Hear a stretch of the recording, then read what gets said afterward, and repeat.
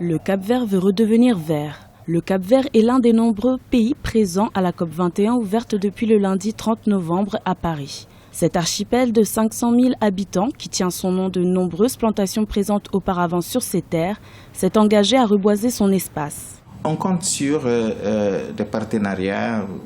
Depuis l'indépendance, le Cap-Vert a déjà reçu des contributions très importantes pour notre développement. Et on considère qu'on va arriver à mobiliser des ressources pour mettre en œuvre les actions dont on a mis sur la table.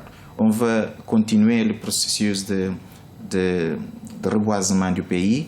Le Cap-Vert prévoit de planter 8 millions d'arbres, soit 20 000 hectares d'ici 2030. Une initiative pour améliorer la qualité de l'air. Ce reboisement concernerait en priorité les villes et tous les espaces urbains. Le changement climatique se manifeste aussi par de fortes précipitations sur le pays. Le gouvernement désire donc mettre à profit ces eaux. La mobilisation de l'eau, c'est l'autre volet de notre contribution volontaire pour nous adapter au changement climatique. On a déjà fait des efforts, par exemple dans la construction des barrages. On a déjà fait des perforations pour chercher de l'eau souterraine. Mais on doit continuer ce processus de mobilisation de l'eau. Au Cap-Vert, 80% de l'eau consommée provient de la désalinisation.